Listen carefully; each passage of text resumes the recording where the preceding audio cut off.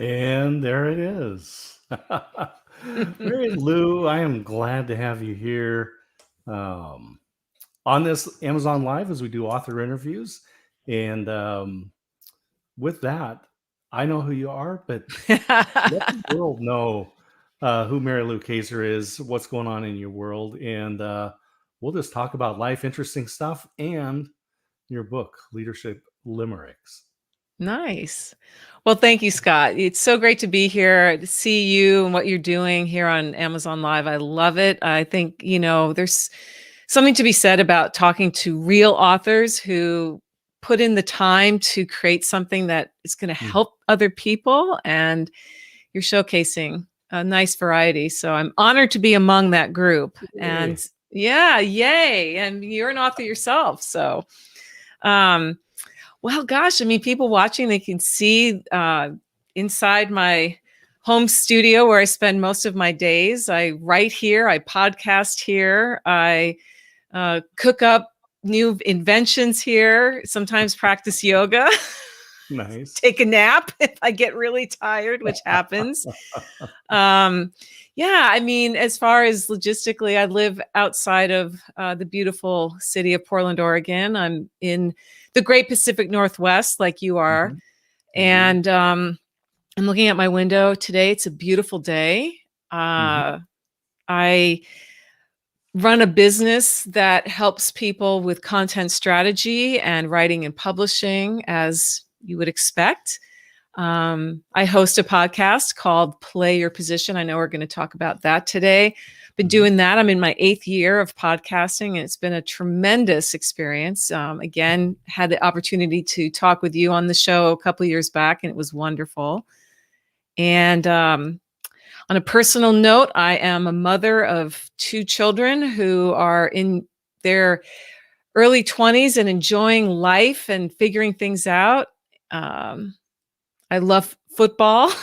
I actually love all sports. Podcast. Yes, the Player Position podcast uses a football metaphor, but I seriously love all sports. Right now, I'm enjoying the NHL hockey playoffs. And so, can't complain.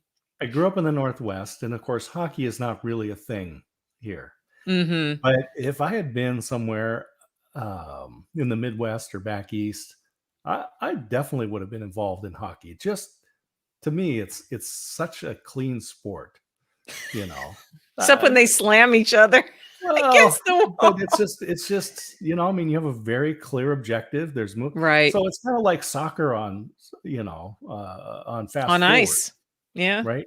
Yeah. I mean, it's a very compact playing field compared to the soccer field. But anyway, just I would have played.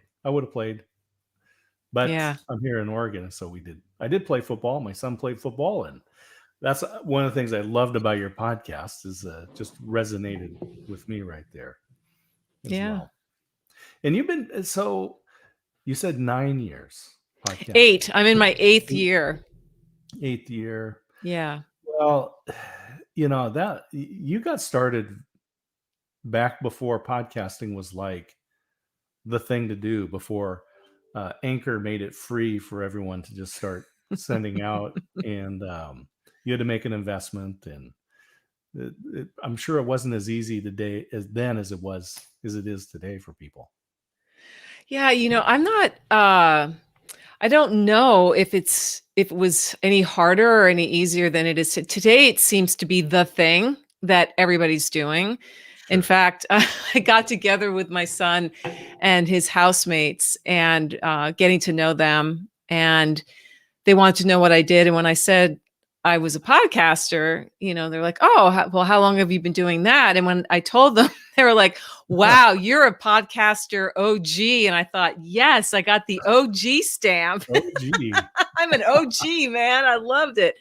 But yeah, I mean, Mm, podcasting today is definitely one of the things that a lot of people do, and it's promoted. There are a lot more opportunities for learning about it. Back then there was nothing. There was like, I learned how to podcast through listening to podcasts, and also through this, what I called, you want to talk about OG, like an OG PDF with, here's the equipment mhm. you're going to want to consider, and then things to think about.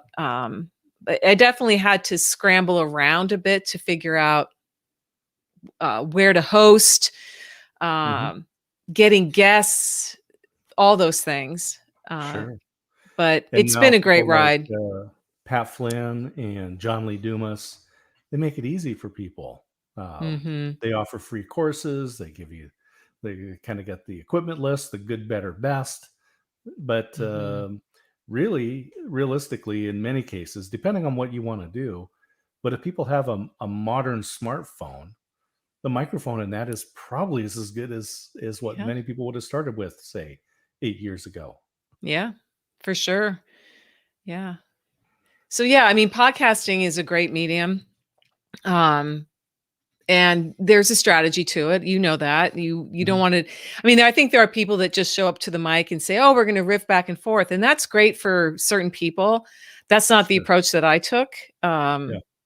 Yeah. There's lots of flavors of podcasting out there. So, Well, and and John Lee Dumas just came out with a new book, his Common Path to Uncommon Success, and mhm. he relates his story. And if you're familiar with him, he talks about when he started. And it was about what 12 years ago, so he had been going a few years when you got started. But people always ask him, "How long should my podcast be? Mhm. Should I have guests? Should I do a solo? Should I have theme music? Should I, you know?" And I Mhm. love his answer. It's like, "What does your audience want?" Mhm. Yeah. Funny little piece of trivia with John Lee Dumas. He was actually who I learned podcasting from. And I was on his show, Entrepreneurs on Fire, number 720. So for anybody watching who follows him, go look that up. It's a great conversation. Oh, perfect. Yeah. Yeah, I reached out to him because I was a longtime listener, and I started hearing him say the same thing over and over again to his guests. He would say, "Take us down to the ground level. We want to know the details of, your story." And so many people were just glossing over, and they were telling, they weren't showing. And my background, as in a former life, I was an English teacher, so I taught literature, I taught metaphor writing, how to really make your writing come alive. And it's the same way when we speak. You want to tell people stories, Mhm. not all the time, but enough to bring those five senses to life, right? So Mhm. like people who are watching us now, the primary sense is the visual. They're seeing us, but they're also hearing us, right? So inflection and bringing in details about what something feels like, what something tastes like or smells like was really Mhm. important. So when I wrote to him, I said, "I have a great story to share in this particular part of the show that will knock your socks Mm. off." And he told me, he said, "I don't think I've Yeah. ever had anybody on this show who," he was blown away. The story was so graphic, not in a obscene way, but in a Right, right. detailed Yeah. way. Yeah. Yeah, yeah. Yeah.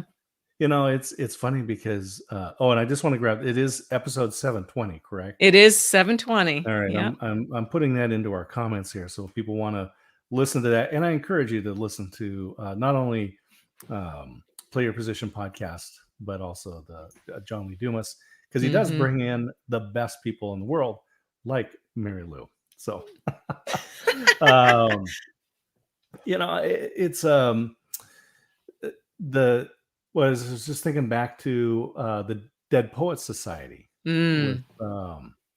Robin Williams. Robin Williams, right? Mm-hmm. And where language makes a big difference, right? Don't It say does. he was very sad. Say he was morose, right? Mm-hmm. It and this is people. I know people will complain about the English language and that it's hard, and it shouldn't be the common language. The benefit that I see with the English language is that it's not one language.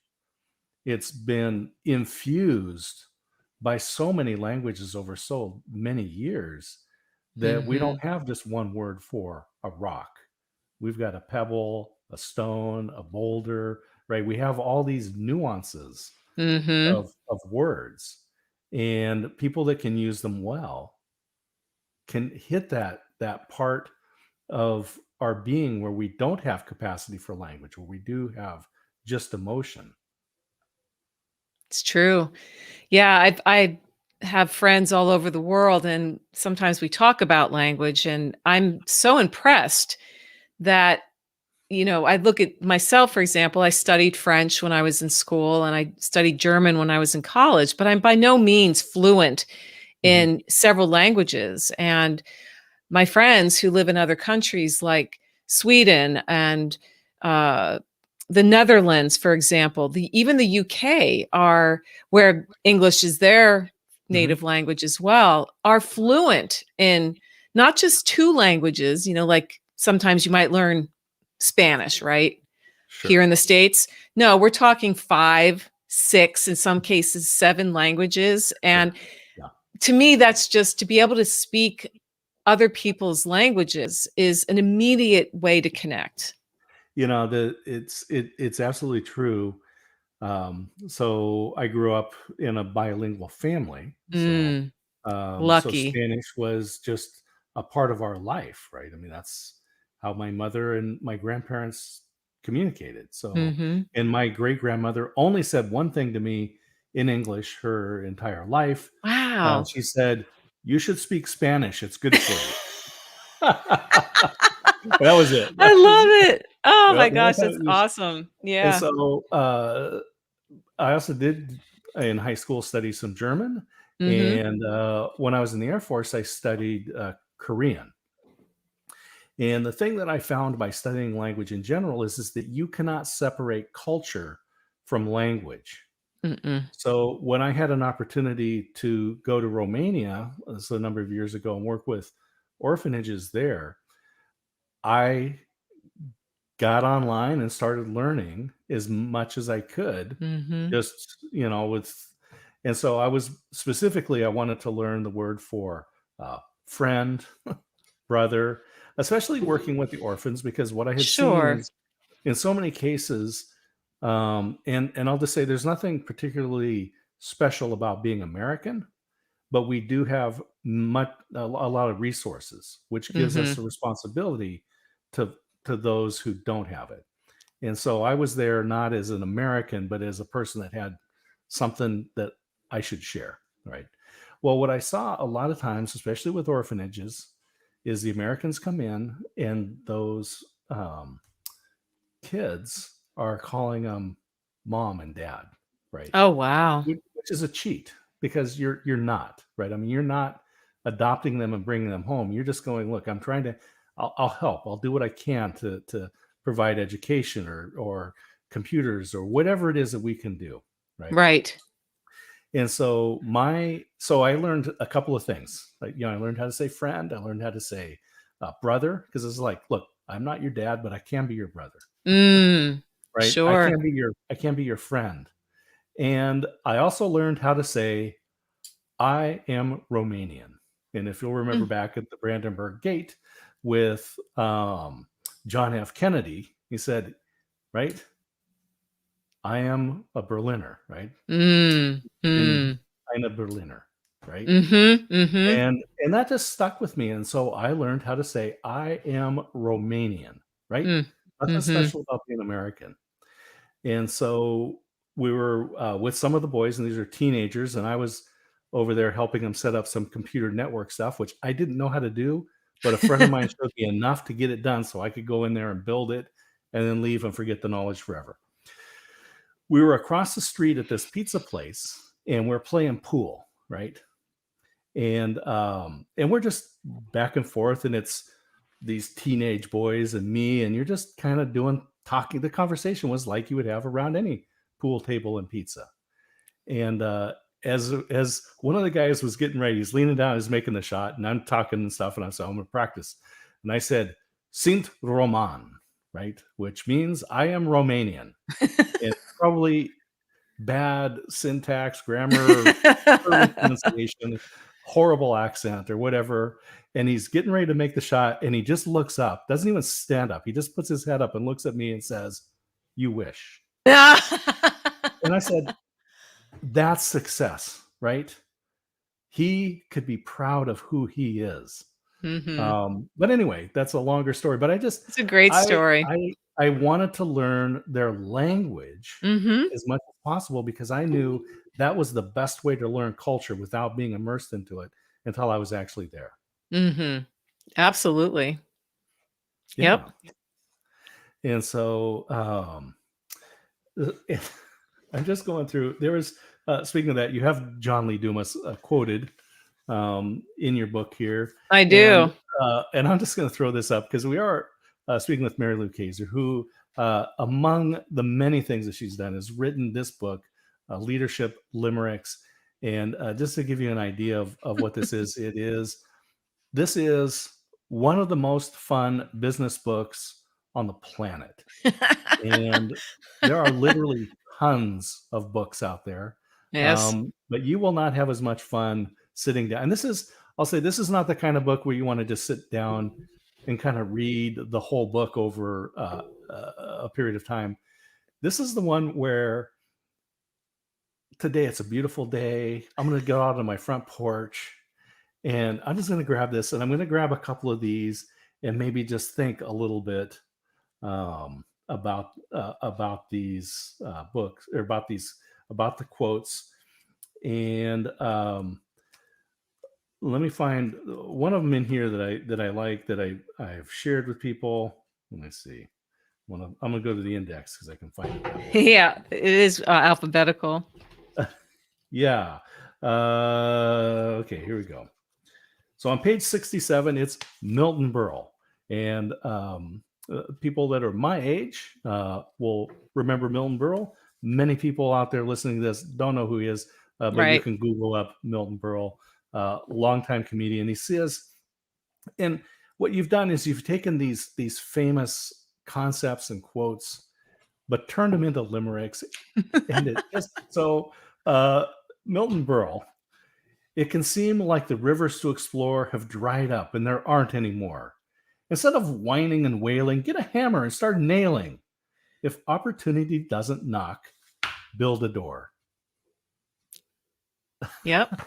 Isn't that just great? It's such a I love that quote, and I had so much fun. People have asked me why the limerick, because the limerick does have kind of a colored history with its origins. But I love language, Scott. I love poetry. I am a poet. I love making words rhyme. I love rhythm, and this was an interesting project because it was one of those things, and I don't know how many people who are watching us today have had this experience or understand. You get a flash of something, I call it a download from the universe, or however you want to, the thing beyond us, right? And it just came to me because I spend a lot of time with words and language, and I love motivational and inspirational quotes. And I was, finding myself reading these things, and then just one day, I wish I could remember. I probably have it written down in a journal somewhere, but off the top of my head, I don't remember what the very first one was that I composed. But after I did one, another one came to me, and then another one. And I thought, I kind of am enjoying this, and I honestly just had a good time with it. And the first iteration of this book, the number was 88. So I had 88 limericks. And then I decided that the thing about Amazon that's so wonderful, as a writer or self-publisher, is it's a much more forgiving platform. If you make a mistake or you decide I don't really like the cover, or it's not getting the kind of traction that you thought, you can change it, right? You don't have to wait or go to a publisher and go through a whole bunch of bureaucratic red tape. You can get something new created, load it in there, and boom, it's there. You can create a second edition, a third edition as circumstances change. And I actually have worked with some authors over the years who have come out with their second edition in a post-COVID world because they wanted to update their content, right? And you can do that. So I ended up completely redoing the cover and adding whatever 101 minus 88 is, I guess 13 limericks to make it. I like the number 101, right? Oh yeah, exactly. 101 ways to, right? Right. 100 ways to ... In this case, inspire, motivate, and entertain any audience, anytime, anywhere. And you've been one of my biggest fans, and I love it because, again, it's not the obvious business category, right? But that's definitely something about that. It's something that differentiates me is I don't go for the obvious. I tend to do things that are more contrarian or kind of over here when everybody else is running over here. I'm like, wait a minute, there's over here is wide open. Right. Why not go for that? So yeah. And this is, again, just for your own enrichment, for myself, just to be able to sit down. Actually, for me, it was on my nightstand, and it was just kind of one of those ones. I'm going to bed. I don't really just want to turn off the light and, but I don't want to like get into a book, and I just read a few of these, and you can just kind of think about them and you can wonder. But the other thing that I think this is really valuable for is because it's a limerick and it just lightens the mood, right? It absolutely does. Let's say you're going to give a public talk. And it could be on Zoom or one of the video platforms, or could be live or something like that. But how do you start, right? And it was Garrison Keillor. He said the hardest thing about writing is that first sentence. It is. And he said when he stumbled upon his opening sentence for his essays that he would do every week on Prairie Home Companion, right? He had the opening sentence.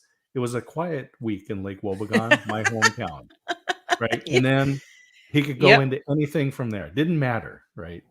Well, how do you start the talk?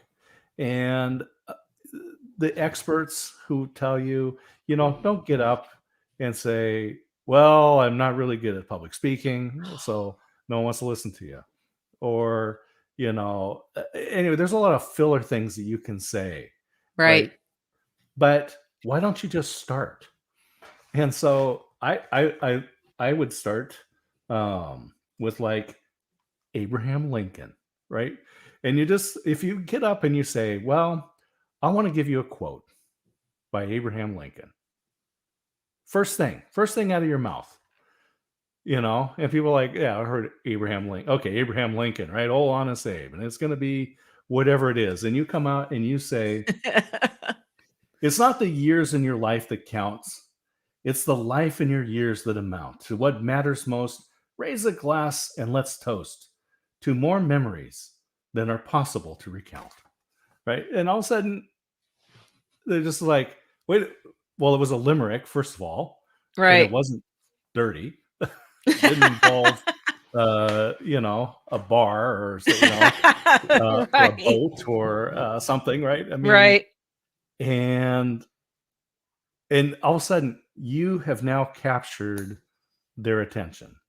And this is one of the things that I've looked at is that the research says that people daydream between 30 and 50% of the time. this is because our brains process information so fast. So if we have a Mm-hmm. conversation, if we have this interview for an hour, well, let's say we're about 30 minutes into it. You've daydreamed for 15 minutes, and I've daydreamed for 15 minutes of it.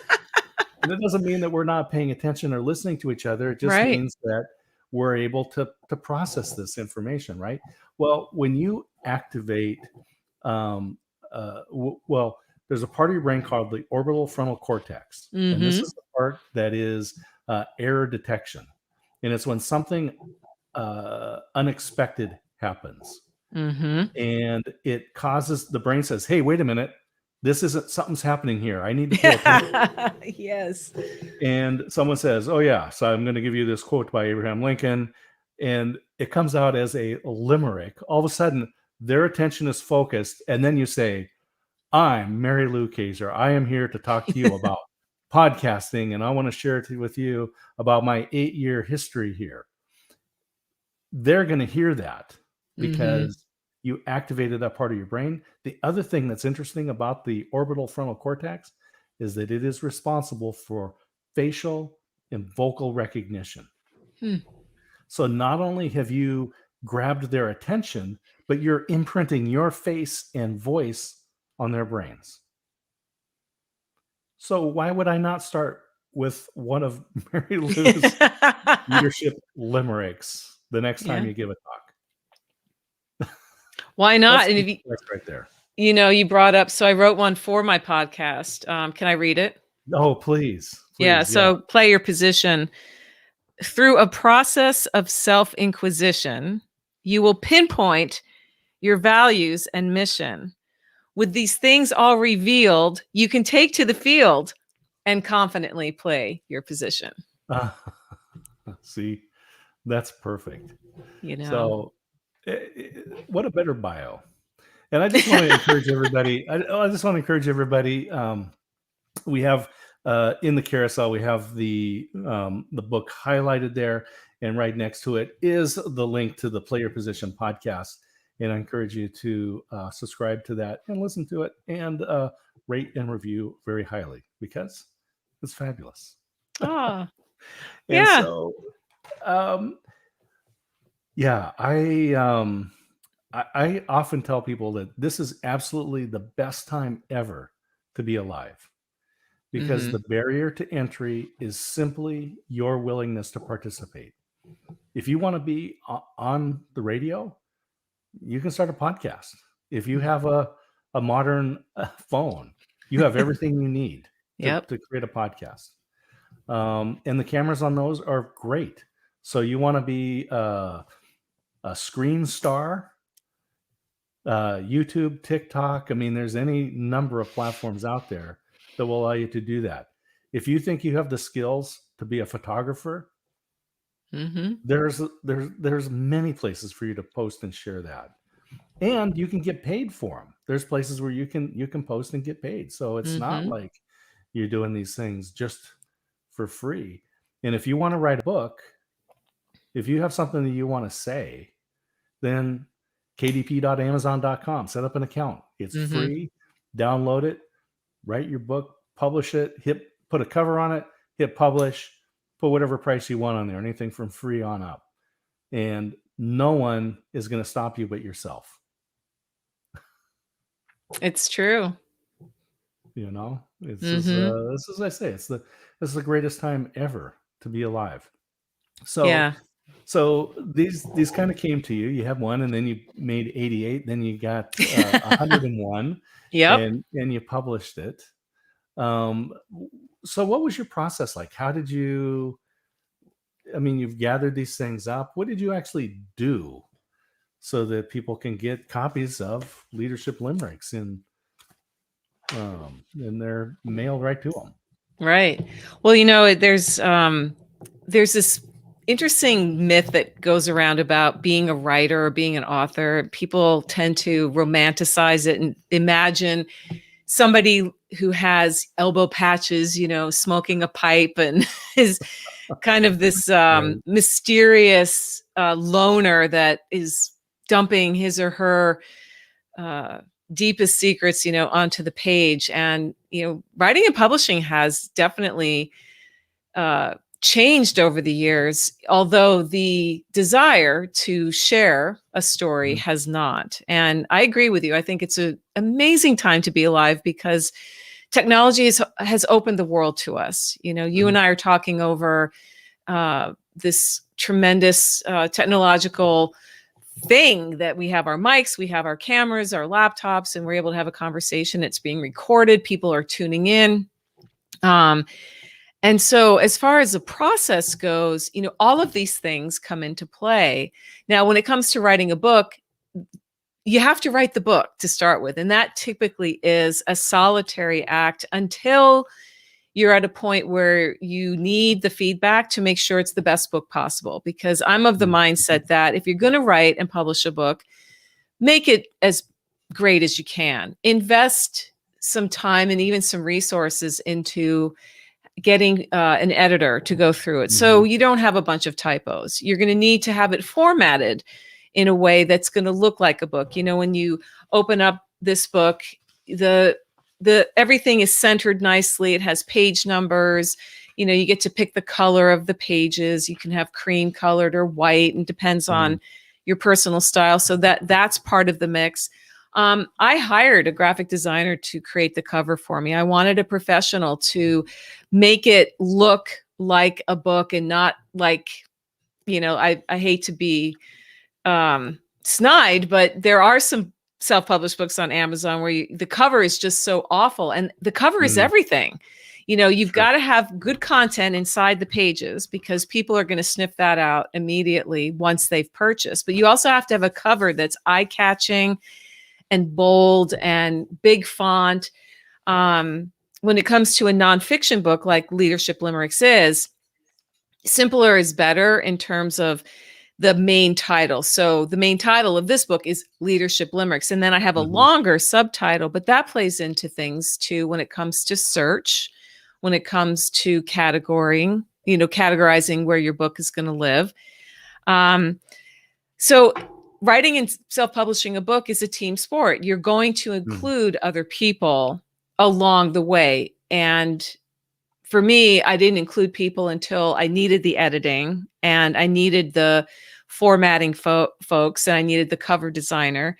But as far as actually uploading the files, you can do that yourself. Now, certainly there are people you can hire who can manage that for you. But I'm of the mind that if you're technologically savvy, there's no reason why you can't, once you have all the files, KDP makes it really straightforward, really straightforward. They want you to do it. And so, and this, just so people who are watching know, this project was probably, writing it probably took me about 3 months to get all the limericks together and, go through revision and all that. And then a couple more months on the back end of that in terms of getting the cover done and making sure the content for what I wanted on the back cover looked read right. And there's some back and forth, as again, because when you're working with a graphic designer, it's very rare that you're going to get the final form the first, shot out of the gate. You're just not. So, and I love giving it away. I mean, that's one of the reasons I created it, was to send it as a gift, send it out as a thank you. Of course, I would want people to find it, and buy it for the reasons you talked about.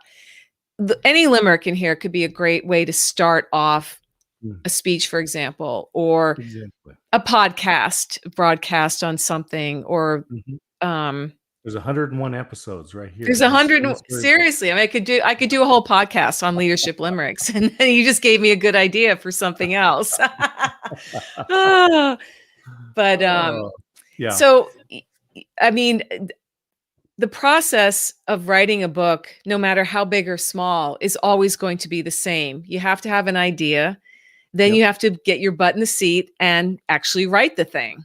And then once you have a draft, that's when the work really begins, because all writing is rewriting. And you mentioned Garrison Keillor. I mean, he'll tell you that.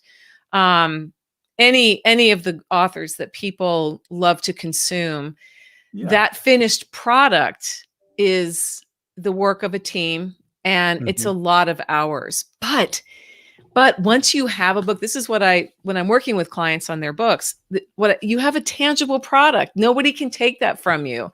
It's something that if you do it right and you do it well, you can use this for a long time as far as, again, a gift, a business calling card. That's a popular term. It's something that, I mean, the first time I got a box of books, I was just writing about that this morning, actually. My son was home when the box arrived. We were jumping around the house. I mean, it's an amazing feeling to actually hold your book in your hands and say, look at this. And people want to see what that looks like. Go ahead and dredge up Back to the Future. when they bring in the box and they pull that packing tape off and they pull the book out. Right. Yep. Yeah. Pretty amazing. It is. I'm picturing you guys there with the book, and it opens up, and there's the You're box. just jumping around. My son was like, "Mom, this is so great." I mean, and again, it's the people that are closest to us are going to be our biggest champions, right? And another thing, Scott, about writing a book is, people write books for a gazillion different reasons. And one of the reasons I wrote Leadership Limericks is because it was fun. It was fun to do. It made me happy, and I thought, hey, if this can delight one person, then I won. I feel, and it's not about winning so much, because that's not the language I should use. It's more about giving something to the world that instead of keeping it to myself, right, put it out there, because you never know whose life you're going to touch. Right. Pam Slim talks about this. She's wrote Escape from Cubicle Nations, one of her, I think it was her first book. Yes. And but later her next book was talking about Body of Work. Body of Work, great book. And this is part of what you're doing. This is part of your legacy. Yes. So you talk about your 2 children, and then maybe grandchildren, great-grandchildren. Somewhere down the line, this was great-great-grandma Mary Lou. And this was when there were real books. And there's something about that. The other thing that so I did 2 books. The first book I wrote because I wanted to, I had some stuff that I thought would be valuable for people, and so I wrote Motivational Listener, and it has a very long title, takes up most of a podcast. Motivational Listener: Be Interesting by Being Interested. A practical guide to being successful at business networking events. A lot of good keywords there, though. But that was, this is like, it's, I need to let people know what it is, right? Yep. The second book that I did for 2 reasons. The primary reason was I wanted to do an audio recording of it specifically. Okay. Because what I had, through our family history, I ended up with this book of poetry from Josiah Gilbert Holland, J.G. Holland, right? Josiah Gilbert Holland, and published in 1894, 5, 3, somewhere around there. Long time ago. Written a long time ago. Yeah. And just reading through them, I liked his poems. And I wanted to do it. I wanted to record an audible of his poems, but they don't like public domain stuff, right? So I had to do a Kindle book and add enough, like a little commentary, sure, so that then I could put this in there, and so I did that. And so I just wanted to share his poems, but I wanted to read them because I wanted my inflection. Yeah, right? Yeah. And especially poetry, if there's going to be an audible version of it, I definitely recommend that the author do the recording, because no one is going to put the right emphasis on that. Right. So anyway, I wanted to do this, and so then I wrote the second book, Threnody, 19th Century Sensibility Proves People Have Not Changed. The technology has changed, but people are the same. Yes. And as you read it, it comes down to the important thing are the relationships that we have. And Yeah. so anyway, I want to do his book. The other thing that was helpful there was on the front cover, it says, that I put this book together, compiled, whatever it says exactly. But it says also author of motivational listener. So it Right. points back to the other book. Mm-hmm. And so our friends that do web design talk about search engine optimization and these Mm-hmm. backlinks. Mm-hmm. That's what that was. And this is old school stuff. People have been writing books forever Mm-hmm. that also say, and here's the series of books that I've written. Mm-hmm. Right?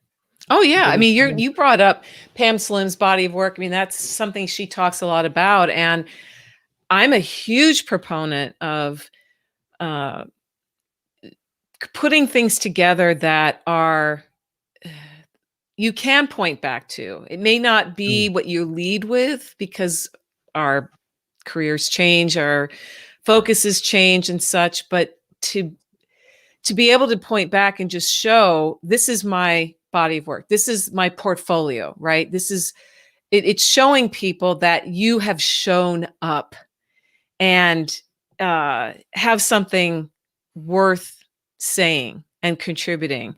And again, as far as assets go, when we talk about the asset classes for entrepreneurs, business owners, solopreneurs, service providers, you can't beat a book, in my opinion, because it is tangible. It is a thing people can hold. People are just impressed with books. I mean, let's face it, Scott, you and I know. I go out to my mailbox, and if somebody sends me a book, say one of my podcast guests ahead of time, I love it. I'm like, yay! Here's a window into someone's thought leadership, into someone's point of view, and that's what writing and publishing does for us. It helps us think through, what do we believe, right? What is important to us? For your poetry book example, what was important to you was sharing this poetry, but also reading it, having a chance to say out loud. And in my opinion, poetry is meant to be read out loud. You can read it on the page, you can, and get something from it. But there's something about hearing it because of the inflection, because of the author's voice. I have a project going on right now that will launch most likely in the fall. And it is a podcast about poetry because it's just something that I am so passionate about. And now that my kids are gone and I have this big chunk of time that I used to not have, I'm like, what else can I create? Right. Yeah. I love that. I love that you're channeling that opportunity into something. And early on in this conversation, it was you mentioned stories, and one of the things we talk about in community. So communities are built through a common interest, right? So football, say, and also through shared hardships, right? So we build community through that. So we're ideally now we're kind of winding down the major effects of a pandemic, but it connected the world, right? We all have the same issue to deal with. It impacted us in different ways, but every person on the planet, you had something in common with at that moment, right? Yeah. And so it allows us to build community. Well, but we build these connections through stories, and I believe stories are best told in the human voice. And that's what's so wonderful about podcasts, about audiobooks, and even platforms like Clubhouse, or what's happening with Twitter and some of these other platforms where they're going, you know what, we don't need all the distractions of the visuals, not to detract from video or what we're doing right now, but it really is that opportunity. And I think back to when my dad was growing up in the 50s, and they didn't have television when he was younger, but they listened to radio programs. And what happened was then television came along. It essentially killed the radio dramas and comedies and things, Mm-hmm. with the television programming. But now you can't do something else, right? I like podcasts that I can go. So I like podcasts that are about 10 or 15 minutes long, because then I can go in and clean the kitchen and put the podcast on and feel Mm-hmm. like I'm doing something more productive than just washing dishes, right? Mm-hmm. Um, but I can't, you're like, what's going on with the, television programming in the back, and don't want to miss anything, right?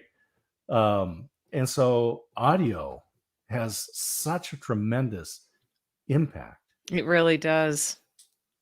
Oh, it really does. I find it interesting that audio is as popular now Mhm. because of what you just said. Again, the pendulum swings, right? So the new technology when your father was growing up, and my mom as well, was television, and that just broke. I mean, that was novel and everybody had to have one, and then a whole industry was created. They created the technology and then they needed content. So all these Right. shows, right, were born. And obviously now we have streaming platforms where just the need for content is endless. We need Mhm. stories. In fact, my partner and I just finished watching a really riveting mini series on HBO called Mayor of Easttown, starring Kate Winslet. And it was so well done. And I thought, but you know how it started? It started with a story, and it started Mm. in words on the page. So everything that we see on Netflix, Amazon Prime, the theater, YouTube was an idea in somebody's head that was planned out on paper using writing, and then the technology of the video and different scenes. So even podcasting, I mean, I tell people who are thinking of going into podcasting that you're going to do yourself a favor if you actually plan it out on paper first. Come up with a Mhm. theme, like play your position as a theme. And I've interviewed almost 250 people on Cool. over the years, Yeah. and my questions have not changed really fundamentally. However, every conversation is different Mhm. because each person I talk to is different and has different stories, right? Mhm. Um, but the planning part and the preparing part is, again, something where writing and thinking about what stories do you want to bring to the table to showcase an experience that you had, Right. um, a point that you want to make. Mhm. And to me, a poem and a limerick are micro stories, Sure. you know? Absolutely. Yeah. And it helps people remember them. Mhm. There's, just like music itself, right? Music Mhm. is so different. It is poetry with it's lyrical poetry. Yes. And if I tell you a joke, or even if I just read some prose, later on that afternoon, you're gonna go, "Oh, yeah, I've heard this one," right? Mhm. But you'll listen to the same song 3, 4, 5 times in the same day and still sing along with it each time, Mhm. Yeah, right? And poetry has that opportunity as well, it because does. it's the beat and the measure and the meter and the rhyming and the phrasing and it sets some expectations that Mhm. we don't have in other forms. Right.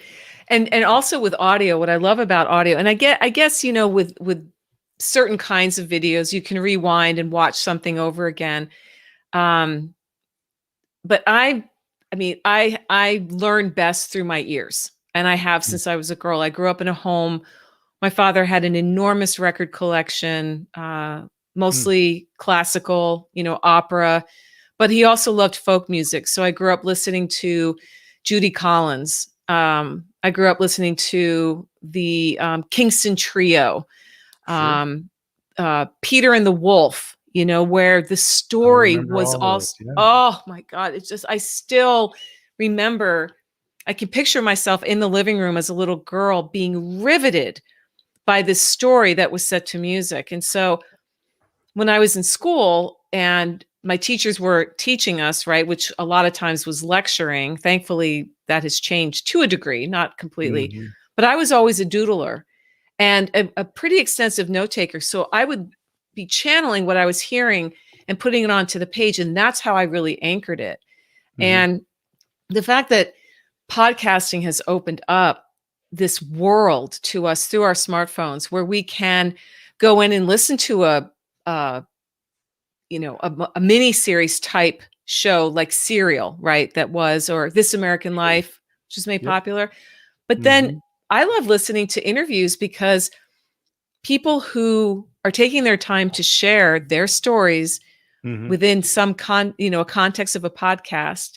I'll tell you, I can't tell, so many times I go back and listen to it again because I didn't catch it all. And there was something there that resonated and made me think about my life differently. Again, that's the power of good back and forth, storytelling through conversation, but also if a creator has actually put the time into creating another world, for example, and then characters and you have that high production value. I mean, that's the thing about podcasting too these days, and audiobooks. Like, I don't know how many audiobooks you've listened to where there are a number of different people that come in to do different voices. And it's like, what an experience. Right. Exactly. The production.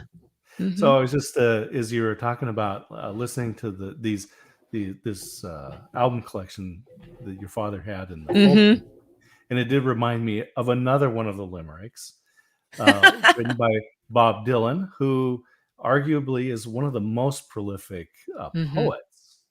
And he set the music, but it is poetry.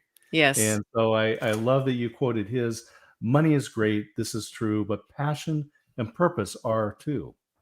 You will truly be blessed when the measure of your success is doing what you love to do." Amen. Thank you, Bob Dylan. These words are so true, right? Yeah. And so many people are caught in jobs that they don't enjoy, or they're living thing. But the other thing is that I think people think and believe that they have plain vanilla lives. But if they were to listen to some of these, the NPR has a StoryCorps, right? Yes. And so they set these things up, and then usually it's two family members or friends, and one will interview the other and just tell a story. Right. And you start listening to these, and these are just ordinary people, right? They could be your neighbor, they could be you. Yeah. And I was talking to the lady that cuts my hair, Jolie. She's a single mom, and when she started cutting my hair, her son was I think in preschool. Now he's like third grade, so it's been a few years. And sure. We were just talking one day about travel.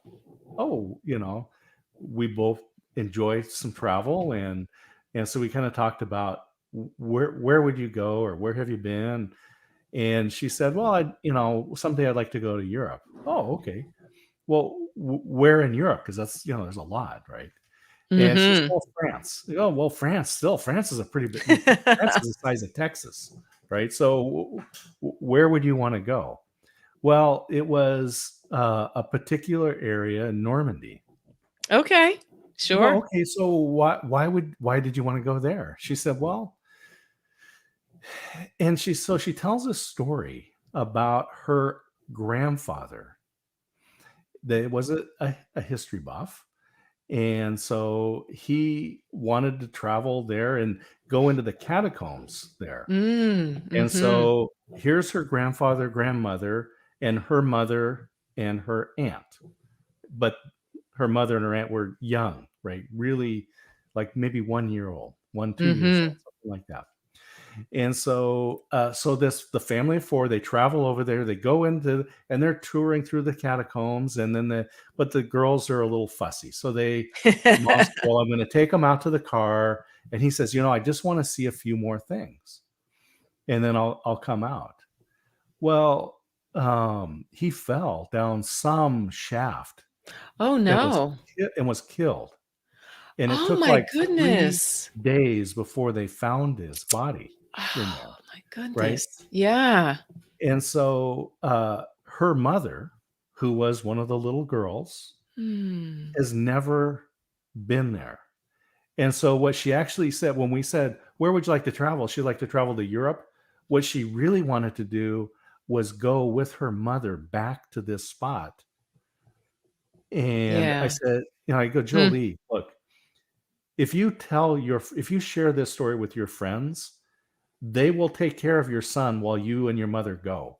Mhm. If you need money, your friends will help you raise the money. They'll donate for you because of this story. Right. And now you can bring some closure for your mother." Wow.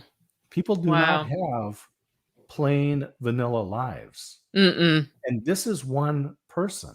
Mhm. She didn't think this was anything remarkable, but it absolutely is a remarkable story. And I Right. would think anybody that's listening to this, anybody that looks into their lives, they have some remarkable stories that are worth sharing in some format, whether Yep. it's written, whether it's audio, whether it's video. Um, Create your body of work, Yeah. right? Yep.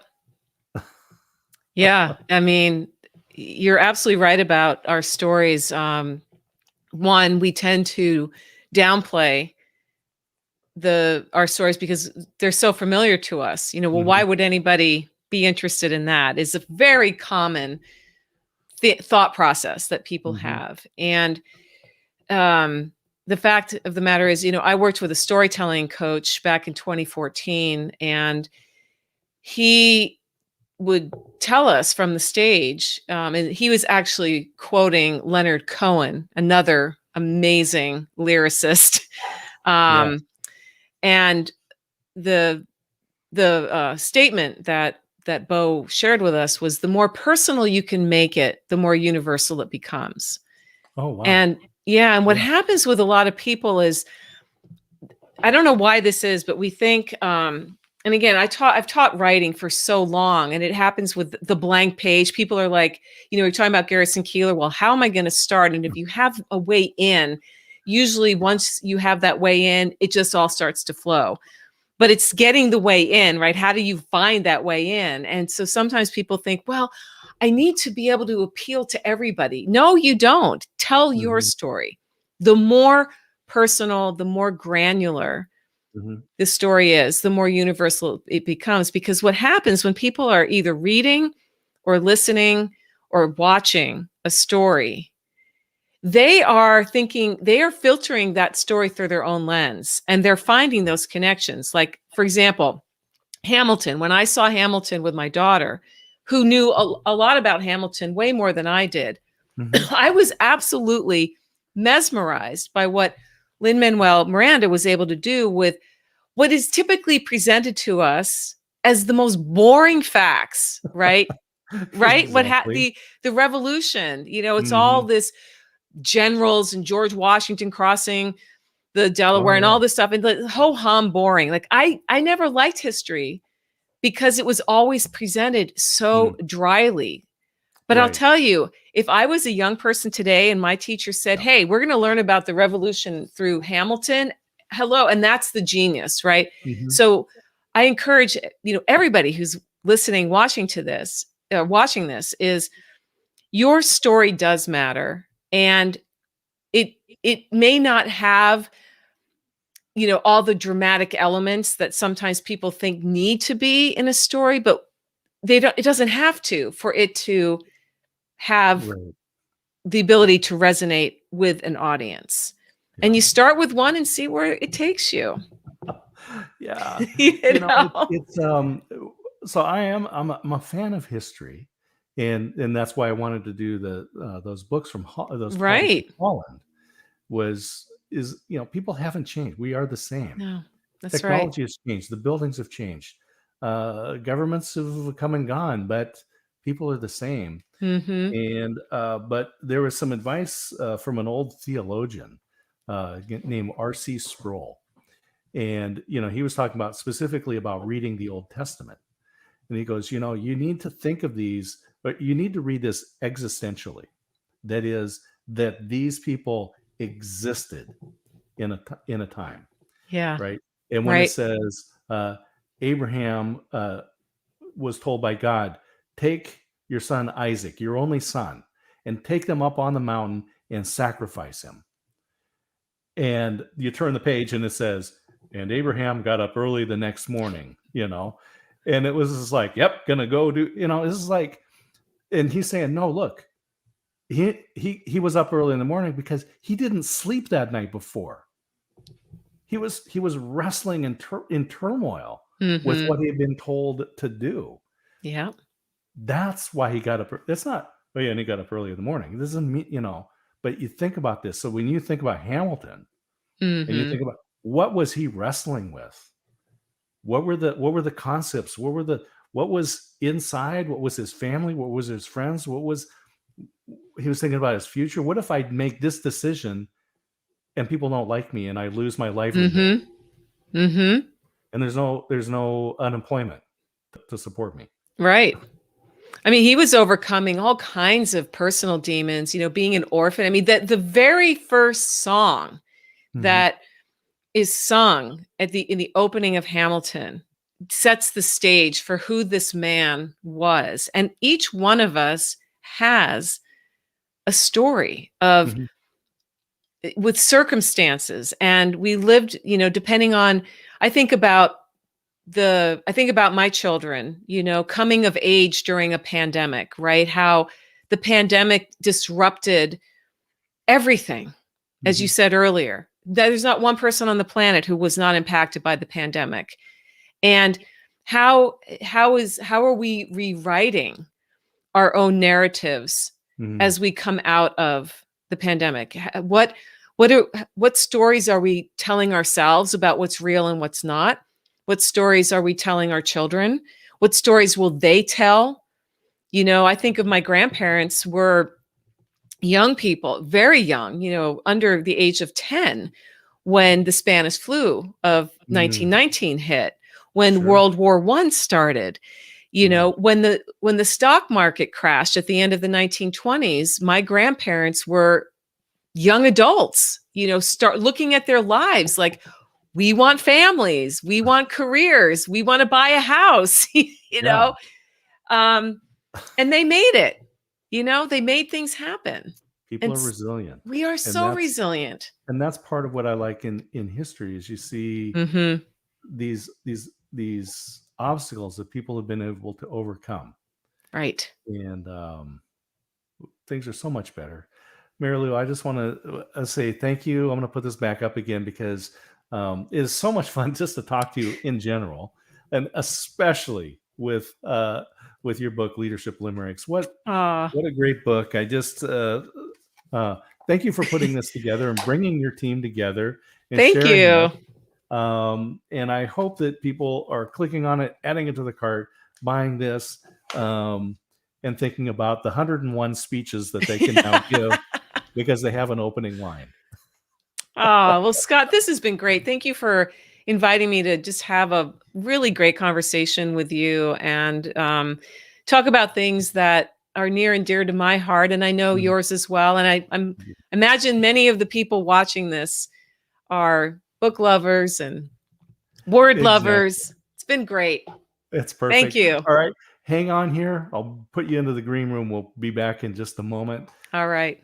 We have been speaking with Mary Lou Kayser, and this is so much fun. Leadership Limericks. Click on it, add it into your cart. Send it to somebody. If you're thinking of a gift for somebody, just send it to them directly. They will thank you for that. And with that, I'm going to sign off for now.